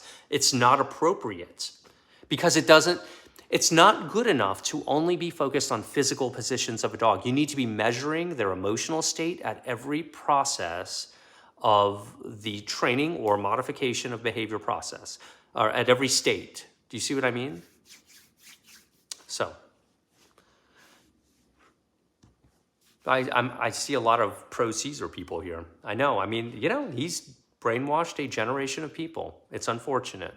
Because, you can't find a veterinary behaviorist who's going to tell you what Cesar is advising, at least, if he's advising physical punishments. They outclass him in our field, regardless of his celebrity, and they're going to say that's wrong, and they have said it's wrong. It's not Zach criticizing Cesar. It is the behavior science community criticizing Cesar. It is the scientific consensus criticizing Cesar. I know, people think Cesar's great, but because you're not a behavior expert. If you were a behavior expert, you would know. And I don't want to take anything away from Cesar when he is giving good advice. I'm not saying everything he says is bad, but unfortunately, the advice he gives is highly inconsistent with the scientific consensus. But you admitted that you only watched a few YouTube clips, so how can you know? Well, you get over the years, you see enough Cesar, you see enough clips to know what he's about. That's why. But sure, if he's changed, let me know. I mean, is he force-free now? Does he intentionally administer discomfort or restriction around a dog's neck when he's training with a slip lead still, or has he stopped doing that? Because that would be unethical by modern standards. And if he doesn't hurt dogs, Mario, how is it working? How does it work when he jerks a dog? What does that do emotionally to the dog? Would be my question. How does Cesar measure the emotional state of the dog throughout the training process? Because when I've seen him work with dogs, I see heightened distress, not reduced distress during the training process. Now, I see the after shots, but those are easy to get. You can get any dog to shut down or catch them where they're in a lightened mood or something like that. I don't fall for that because I understand dogs better than that. Oh yeah, you can watch dog after dog being shut down. Mm-hmm. Oh, gee. Dog Daddy's channel one after the other if you want to. Yeah, it takes no skill to shut a dog down. That is not skill. That is just bullying dogs. Well, and it's increasing the risk that they will So do Zeus- different behaviors in the future. Zeus, I would recommend you go back and watch the beginning part of this live after we're done, if I keep it up. I've shown you how we work with dogs who have a bite history. It's improper to call dogs aggressive dogs. I don't like saying aggressive dogs. Here's why. Because dogs are not aggressive by nature. However, dogs do behave aggressively in some situations depending upon context. And this nuance matters, and it's not a nuance we hear acknowledged by those who like to punish aggression out of dogs rather than address underlying causes. Do you see? Someone said, based on your philosophy, police and military also abuse their dogs. Yeah, let me give you, I'd like to address that. So the reason we see a lot of these outdated practices implemented in military and police forces are because systems, particularly in the hands of government, don't advance quickly. We're just looking, I mean, they just haven't gotten around to changing them yet. And this unfortunately perpetuates the idea that they're somehow official or better. Many of the methods used, now I do want to clarify, some militaries and some police departments do use modern dog training and do not use these outdated methods, to be clear. But the ones that are still using the outdated training methods, these have their roots from the Kohler method in the mid part of the 20th century, which is extremely problematic. But that's when the system got built, and it hasn't evolved in many cases. That is one of the primary reasons. Again, it's multifaceted. Another reason is that that type of training appeals to a toxically masculine type person. Very often, not always, but very often, that is who is buying into that type of training. Because, for whatever reason. Those are just a couple of reasons, I would say, that we see that. But that doesn't mean that they are scientifically sound. So yeah. Any critical comments? I'm here for you. I want the people who think that we're just out here for views or we're just trying to make trouble or any of that. I'm an open book, and every step of the way on this, I've been an open book about this. I want to be sure that I am communicating with you guys while we're doing this. Would a history of physical abuse with a dog change their training plan? Someone asked. Sure, yeah. Because if a dog has been abused, they're more likely to behave aggressively. I think many of you agree with that. It's just when a dog trainer yanks and cranks a dog, we don't call it abuse because the dog trainer is supposed to know what they're talking about. But as we said, there's no qualifications to be a dog trainer. There's no license you need to get. You just need to go on intuition in some cases if you just want to call yourself a dog trainer. But what was the question? Yeah, would it change? Sure. Every case is different. It's not like if a dog is abused, you do this. Okay, if the dog is abused, what's their personality like? What do they like? What's their current skill level? Do they like to play? Are there other dogs in the household? Are they aggressing towards people, towards dogs, towards pets? Every situation is uniquely different, and this nuance matters greatly. And again, this isn't something, is it a medical issue? Has the dog been checked out by a vet as well? Could be a contributing factor. These are not things we hear Caesar talking about for the most part. Maybe he does now. These aren't things we hear a dog daddy Augusto de Oliveira talking about. They don't know what they don't know. Jerking a dog's collar to the side to snap their mind off of something unwanted never hurts a dog. It's like a nudge. Yeah, well, it could be a nudge. In fact, in my upcoming series, we intentionally teach leash pressure with a positively conditioned leash pressure. You could, in theory, do that, but you said popping, didn't you? Jerking.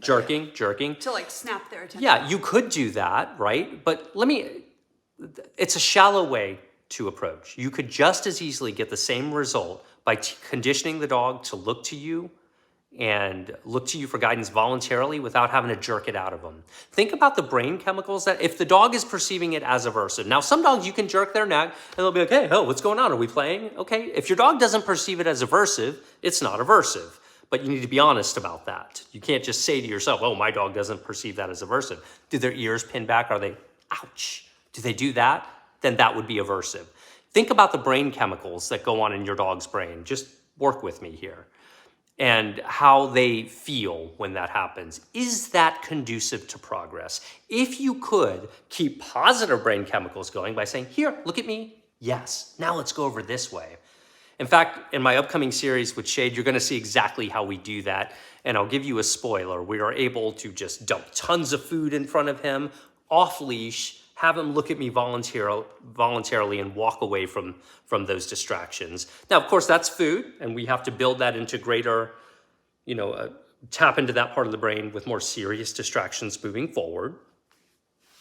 So, but yeah, not only is it possible, it's better for the dog's mental health, it's better for your mental health, and it is how modern dog trainers should be teaching the public. Now, if you, as a non-dog trainer, you're going to do what you want as an individual. My lane are other dog training professionals in this self-governing institution we have called dog training. We're self-governing. It's total anarchy in my field. And I'm just stepping up saying, hey, enough is enough. We're not going to tolerate abusive dog training practices. We're just not going to tolerate it.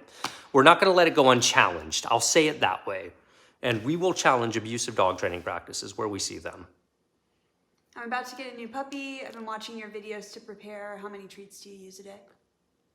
So I will often use part of a dog's meal mixed with treats throughout the day. I like to have treats in my pocket. I like to have a part of their kibble in my pocket. I don't want to make them work for their meals. Let me be clear about that. But at the same time, if you want to give them a head start on their lunch after they eat breakfast, there's no harm in that. Did I answer the question? I think so. Yeah. Well, it's going to depend on your dog's size, and you can also check with your vet, and I'm really mainly interested in critical comments here than I am answering dog training questions. Sure. That's the purpose of this live. No, I understand. But sure, that's a good question. That's not a bad one. I'm maybe I'm winning here, and that's why I'm not getting the critical comments. I am trying to appeal to people who really care about this issue and just genuinely think I'm wrong, but are really concerned with the truth, not people who have heels dug in. Although if they have heels dug in, that's okay too. Totally agree about better mental health for humans too, with positive training methods. Yeah, the thing that's reinforcing to people when they see the shutdown dog, like we see in Augusto's video, because he can just yank them and crank them, and then within a few seconds they shut down, they find that very persuasive because they think something has happened. And really, it's just an illusion. The dog is temporarily shut down while being further damaged and wrecked emotionally. That's a hard pill to swallow for people who support these methods. And they will come at me with ad hominems and tell me I'm terrible and that I should stay in my lane and that, I don't know anything. And they come at me when I point the reality out that is accepted by the behavior science community worldwide. No, I don't still do dog training classes. Not currently. Maybe in the future I will. I think I may be confused, but with purely positive training, is there no consequence to an undesirable behavior? Okay, so let's first take the term purely positive is offensive to positive dog trainers. That is a term that those who favor using force with dogs use. So just know that. No one believes in purely positive. There are aversives that all dogs will encounter in their life. Some dogs don't want to be in a house. That can be aversive. Some dogs don't want to be in a crate overnight. That can be aversive to them. We do our best to cater to the dog's emotional state. But what is the question? I think I may be confused, but with purely positive, is there no consequence to an undesirable behavior? Yeah, there's a consequence. It doesn't need to be painful, though. So if my dog is chewing on a table leg, if I can redirect them onto a chew toy, this is fresh on my mind because I just shot a puppy series and had to do this a number of times, and I can redirect them, that's the consequence. Yeah, the consequence is, hey, chew on this instead, not you're bad, don't ever do this again. It's not, there can be ethical negative outcomes to some behaviors, and sometimes you don't need a negative outcome to an undesired behavior like you think you do.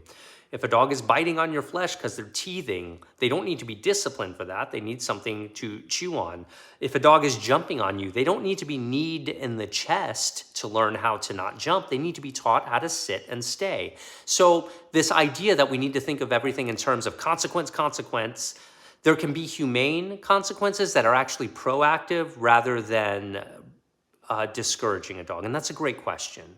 And again, let me remind you, the fact that you have professional dog trainers not saying what I just told you is a problem. It's one thing if you're just a member of the public and you're going on intuition, but when you hear so-called professionals not telling you what I just did, that is a major red flag. A good trainer doesn't have to touch his or her dog while training. Isn't that the truth? Now, if you're on a walk, yes, you need to have your dog on a leash. But modern trainers don't use leashes as communication devices by jerking. Modern trainers use leashes as a safety device to keep a dog from running away while they're in the training process, or to keep them safe, or to abide by local leash laws. So, Your dog owner is just very happy. Kudos to you. If you took Dog Daddy's challenge, I would be sold. But if you don't, No. I would still be incredulous of your abilities, to be honest. no, he's not on my level. Dog Daddy is not someone that I would platform. He is not someone that has. It's not about a challenge here, because how are you going to measure the dog's emotional state? How, I go ahead. have a thought. I feel like that reducing it to the challenge, the Zach versus Dog Daddy thing, is Off topic. such a distraction. Just imagine in any profession, whatever profession you're in, commenter, if someone criticized one of your peers based on what they're doing in their profession, and instead of addressing those criticisms and why they may or may not be correct, the person said, I challenge you to come face me and I'll give you $50,000. Notwithstanding that the person is known to rip people off, and probably it's not a sincere offer. It's obviously not a sincere offer, but yeah.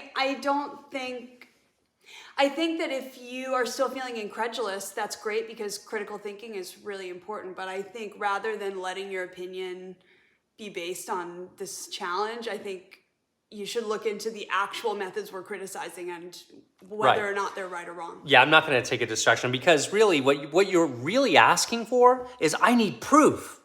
And that's great. We actually have a better method to gather proof than silly antics like a superficial challenge. It's called the scientific method, and the body of evidence is extensive, I assure you. It goes much deeper than any of us here realize. I assure you of that. But don't you need to use the 4 principles of dog training? I think probably the 4 quadrants in America is what we say. But I think you must mean the same thing. No, you don't. To have a well-rounded dog. No, and that is another common fallacy so you're saying positive punishment, negative punishment, positive reinforcement, negative reinforcement. Those are the 4 quadrants, a dog trainer of operant conditioning. And because you have all 4 doesn't mean you need to use them. Do we need to hit kids? Do we need to do that? That would be positive punishment. For those that don't know, positive is used in the sense of applying something. So in this case, we are applying a force, right? Not positive in terms of reinforcement. So if you're using positive punishment, you're hitting, right? Or jerking, using something physical would be an example of positive punishment. Do we need to do that to kids? Do we have to use that? You know, kids and dogs learn by the same learning laws. So no, we don't need to use all 4. In fact, just because they exist doesn't mean they are required to be used. In fact, we know that when you do use positive punishment, that it can create issues. Even B.F. Skinner pointed this out. He's the one who coined the 4 quadrants. He didn't say you needed to use all 4. He said they exist. They can alter behavior, but we know that there are consequences and side effects associated with using positive punishment. What are the learning laws? So what I'm referring to when I say learning laws, I'm talking about a branch of science called learning theory. And learning theory, it's essentially psychology, right? So, and again, I'm not even claiming to be an expert here. I just listen to the smart people. I'm only a dog trainer. I'm not trying to claim to be anything special here, but learning laws are universal for all animals. So the same way that your elementary school teacher went to college to get their degree in early education, they learned principles in there on how to teach children. And we're trying to borrow from that culture so we can teach dogs, because dogs and children learn by the same rules. For example, a fundamental learning law is a behavior that gets reinforced will be repeated. That's right. Yeah, and conversely, yes, a behavior that gets punished is less likely to occur. But at what cost now? Now we've created a side effect, and it's not necessary, because you can get there without using the punishment. And if you can get there without the punishment and without the side effect, that should be what professionals are advising the public to do. Getting a professional like Dog Daddy to validate that you can just yank a dog around and make you the public, feel okay about doing that is a serious public health and safety concern. I was corrected. You're right. I didn't exactly accurately state the Dog Daddy challenge. It's true that he didn't say $50,000 to face him. He said $50,000 to show him how to train an aggressive dog. But my answer remains the same. Yeah. Yeah, I'm not that guy. I'm not interested in teaching him. It's not my job to teach other professionals how to not abuse dogs in the name of training. That is some, I mean, that you got some serious soul searching to do, Augusto. So, Saying no to children, I think, so I missed who said it, but I caught a comment about, but don't you need to say no to children? And that's not the same as using aversive punishments to try to change children's future behavior. No is a, yeah, a word, but right now the current epicenter of this conversation we're having is really, I mean, really, this is really it. Do you think pain is required to modify behavior? Pain and physical discomfort. That is what a good half of my industry believes right now. That you need to use pain and physical discomfort to modify behavior. And that is a dated perspective. That is not true. but you can't just say no to a dog if they don't know what it means. That's right. Yeah, no That's needs true. to mean something. Our dogs know what no means. They do. I've gotten away from using no. I have videos on how I use the word no, but really I find it to be a time waster the more I learn. Why don't I just tell the dog what I want? If they're chewing on something, I don't say no and then provide a consequence to it. I say, hey, look at me. I've already taught them, look at me. Chew on this instead. Or if I have to get up and pick them up, I can pick them up. I don't need to waste time punishing them. So that's why I don't do it. And that's why skilled dog trainers get away from it. I know punishment trainers or those who favor using discomfort and pain in training try to point to that as some type of shortcoming. But there's a reason the most intelligent in our field refrain from saying the word no to a dog. It's counterproductive. It doesn't get us to where we want to be as quickly. Now, you at home, as the novice, it's fine to say no to your dog. If you want to strive to do differently, you can get there in your own way. If you want to say no to your dog, say no to your dog. But to inflict pain or discomfort as part of a training or behavior modification strategy is severely dated. Suppressing emotions instead of addressing them is not effective. Well said. I feel like I need to reiterate that. It's so important. Suppressing emotions rather than Addressing them? addressing the emotions more directly is counterproductive, yeah. Mm-hmm. Yeah, it's not that it's just another way. It actually does not work. What is confusing is that he appears to be kind to the animal after controlling the animal, and it's difficult to convince anyone who sees him doing that he is not caring for them. Right, yeah. You can care for a dog and still abuse them. And again, I don't really take him very seriously based on his conduct in general, that it's genuine. But again, I'm not in his head. If we're talking about Augusto de Oliveira, that is, known as the dog daddy. You know, I'm disgusted by what I see out of him, and so are the professionals in my field, balanced and force-free alike, mind you. I mean, if there's one thing Augusto has done, he has single-handedly brought the dog training community together. Mm-hmm. Yeah, the public deserves a lot better. Right.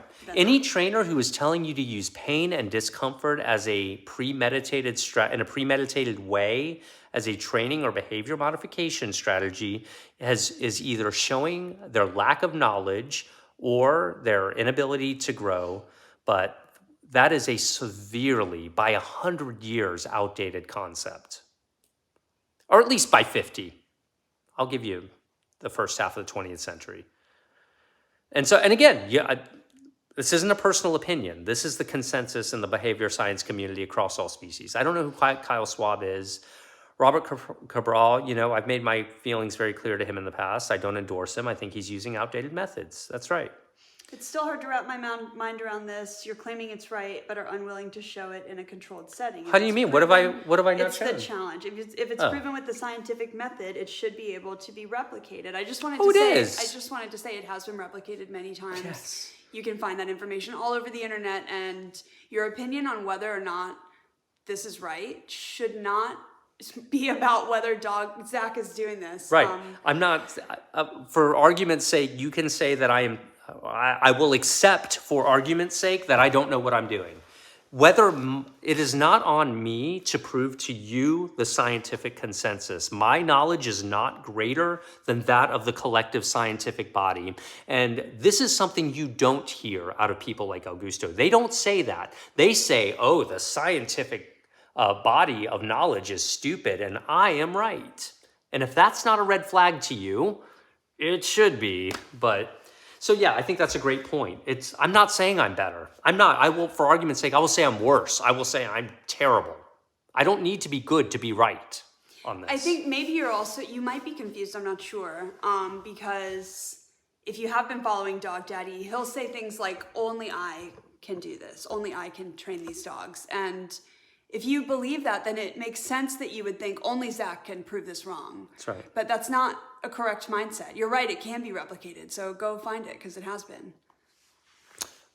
Shouldn't it be, go ahead, that's a good question. Shouldn't be If it's right, if it scientifically works. Was the hypothesis proven correct? Well, I mean, hypotheses, they get supported, they don't get proven. Yeah, We technicality, keep but testing sure. them, which trainers are doing all the time by working with dogs Mm-hmm. with all of these issues without using aversive punishments that are risky. It's possible. It's known that this other way that Dog Daddy is doing is very risky and dangerous. Why would you do it? That's all you need to know. We consider it a public health and safety concern. It's not that it's benign and just different. It's that it's actually causing harm because millions of people are seeing this and applying these methods and creating public health and safety risks. Those dogs, when you train them with these methods, become an increased bite risk to members of the public, to members of the home.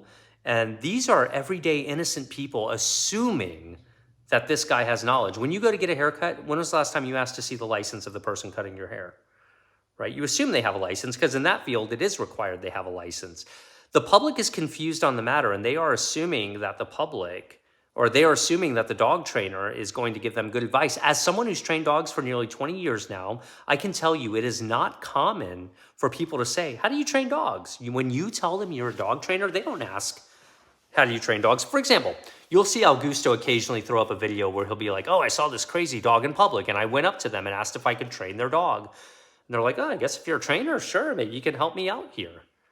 At which time they have no idea that they're, handing their dog over to someone who uses abusive dog training practices. Because again, no qualifications whatsoever are required to be a dog trainer, which is a major problem. And the fact that the public is so deeply confused on this underscores the need for licensure in our field yesterday. It's really tragic.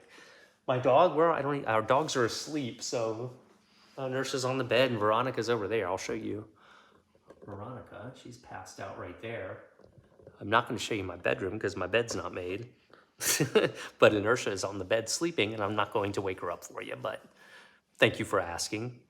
Can all dogs be rehabilitated in your opinion? No. There are mentally ill dogs out there. There are dogs that are downright, who are going to have genetics even that make them not good members of society. Have I ever recommended euthanasia for a dog? No, I never have. I've never met a dog that I thought couldn't be at least managed and trained and with responsible management. But yeah, there are mentally ill dogs out there who, for one reason or another, are a threat to society. And no, those dogs often cannot. I know it's an unpopular opinion amongst some. And I've heard about them. I haven't even encountered one of these dogs ever in all of the thousands of dogs I've worked with, but they're out there. So it's not common, but sure. Well, scientifically speaking, I like the word scientifically, dogs are animals who do not act out of spite. Yeah, it wouldn't seem that they are spiteful.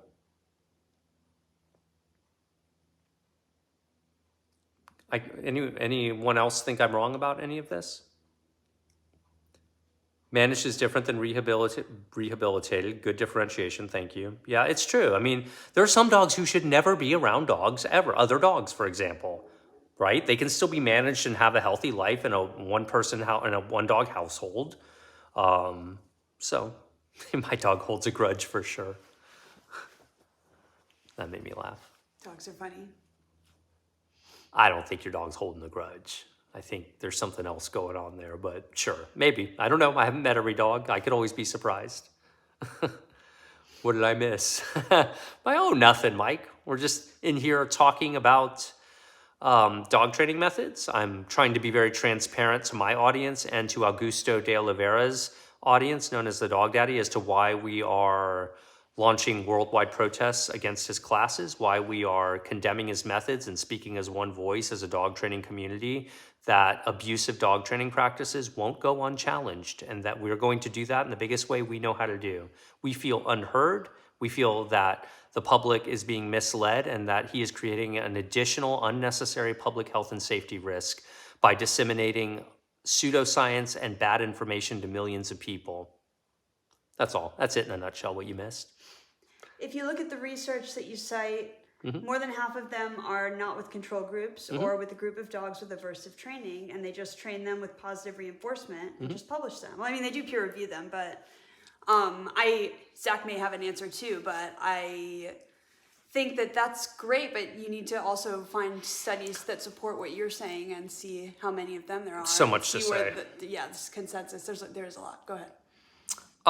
Okay, so number one, let's have humility, all of us here, and understand that most of us here are not scientists, okay? When non-behavior experts attempt to debunk behavior studies, they're, number one, unless you're a scientist in this field, you're not in a position to be a peer reviewer. It doesn't mean you can't have an opinion and have your own things, but what people don't realize about scientific studies is if you thought of that question, the scientists who are peer reviewing that data, whether it be a survey study or not, has definitely asked that question and 100 more that you have not yet thought of when considering peer reviewing these studies before they get published.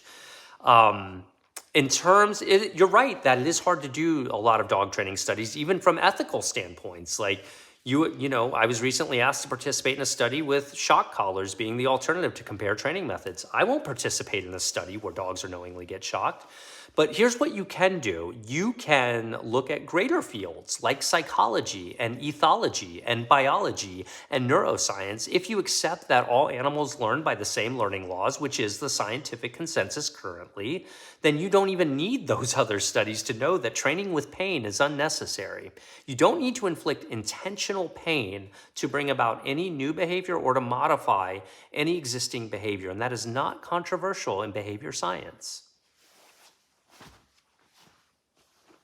I bet cortisol levels are off the charts with painful training. That's right. Yeah, we have stress hormones. That's how they attempt to measure a lot of the emotional state of dogs with brain chemicals like cortisol, hormones like cortisol, and others, and serotonin and dopamine and things like that. So that's one way that we can measure results.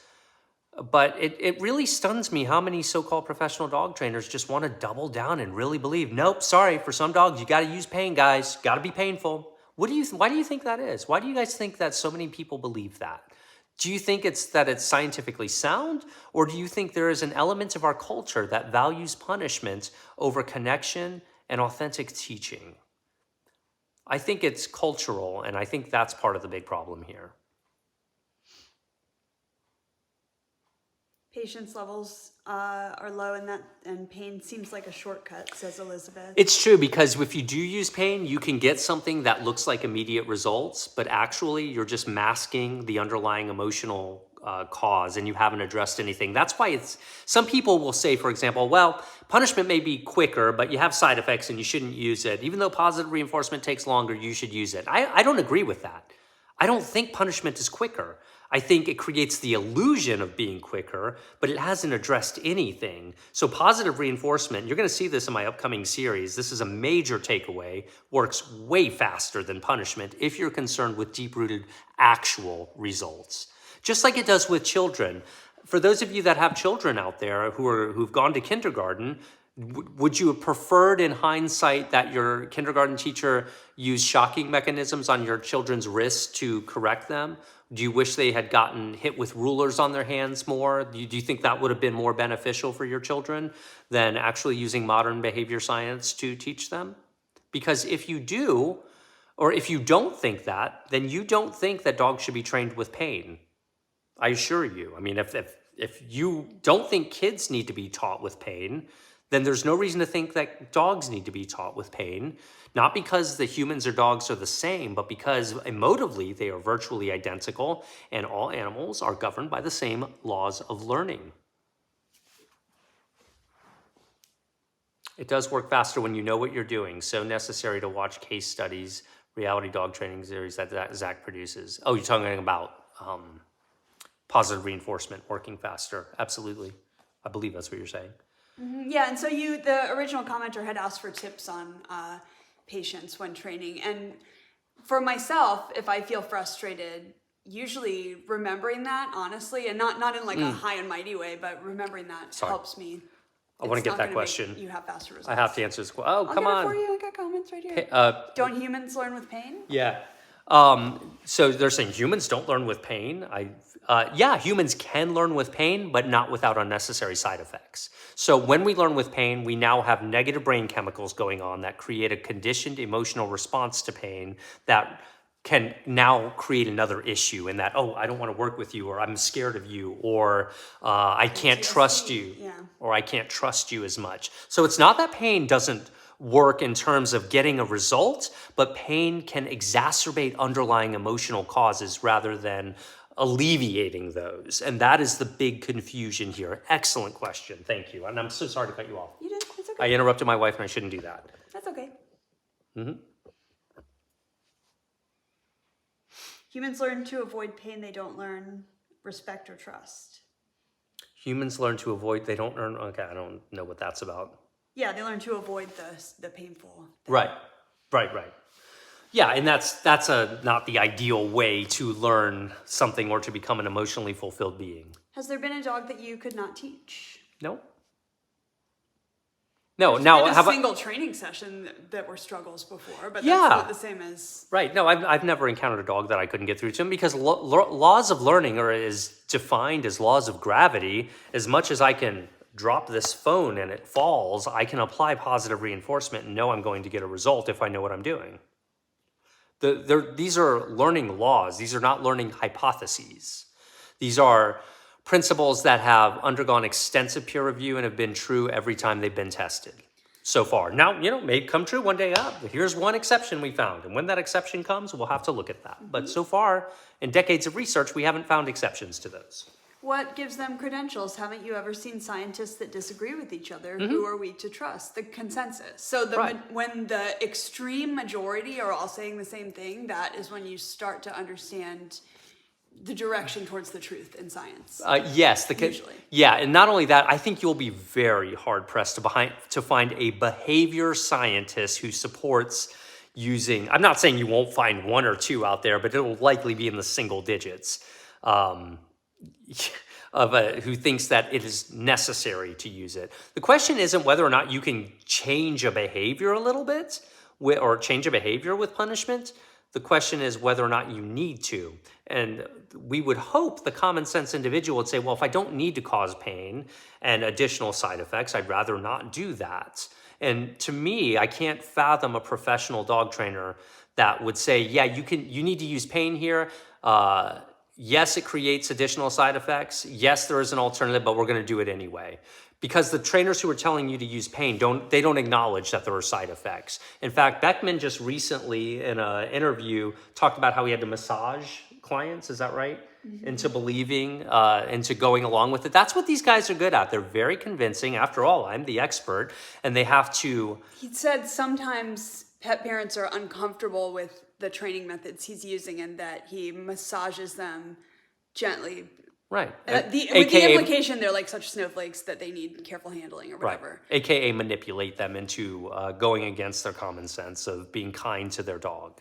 It was pretty chilling, honestly. Yeah. I mean, it's a buyer beware industry, and I feel terrible for the public because, man, you guys, you can go up to the polished, most beautiful looking training institution, got a nice sign, good advertising. They got their logo all over their cars. These people must have it together. And so often these dog training schools are pure garbage, guys. They're just out there shocking dogs. They are adhering to a public pressure to get quick results, but there's such confusion in the public as to what the side effects are to those that we're in a disaster in this industry right now. I mean, it's depressing. But, so I can't just sit here and be quiet about it. I can't just sit here and focus on me when I see such travesties in my industry going on and tragedies like this. Well, yeah, the public is so confused, and our entire purpose of our whole life is helping all of you have better relationships and understanding of your dogs. And this is a serious misunderstanding. Right. So I hope we can help. And I really hope it's clear. I know I've said names throughout this. My point isn't to just start stuff, and say names of people to do it. It's because these are people who are influential in my field right now. These are people who are disseminating what I believe to be bad information that contribute to an increased public health and safety risk. And that's why I'm speaking out about it, and I'll continue to do so. Do we have dog training content coming? Absolutely. We still are training dogs. But man, I've never seen it so bad right now in the era of social media, with so much bad information being disseminated to so many millions of people. It breaks my heart to see this. Don't believe me because it breaks my heart. Believe me because of the behavior science information available to everyone out there who truly cares about this topic. It's up to you to decide. Unfortunately, you have to do your due diligence. You're not guaranteed. In fact, you're more likely to get an unethical dog trainer than you are to get an ethical one if you just go and randomly call someone out of the phone book or whatever they do nowadays. Go on Google and just get someone. Most of these training institutions are not positive. Most of them are going to inflict pain completely unnecessarily and at public health and safety risk. Do they understand they're doing this? Many of them haven't self-educated or gotten the education enough to even understand that they're doing that, and they don't even realize they're doing that. It's a dark situation in my industry right now. So I hope this has helped you understand. I made this video specifically for Dog Daddy followers because I wanted to address what you guys are feeling. Because I think there's no such thing as a bad question. And I think the questions are fine. But what do you do with that information now that you have it? Do you continue to double down and say, no, Zach's an idiot? Or do you now go to the next steps and say, well, let me see what other people are saying about this. Let me find out what behavior scientists are saying about this. What is the scientific consensus? Maybe I should reach out to a veterinary behaviorist or a certified behaviorist who works with dogs like this all the time and see what their opinion is, rather than just, You just got called out for saying phone book. Do they exist anymore? No, I know. It's been... I didn't even think about that. Yeah. I'll give it one last look here if there's any more critical comments. I've been live for 115 minutes now, so I'll go ahead and leave this video up for a minute for people to check out. I'm just, I'm a deeply concerned person in a profession who doesn't know what to do other than to speak what they know. That's all I know to do. I know that everyone isn't going to feel the same way. I'm under no illusions, but I am hopeful that those who are truly being misled, who are open-minded to the topic, will understand that it's a tough situation out there. Okay, I guess I'll end this. You guys are amazing. Talk to you later.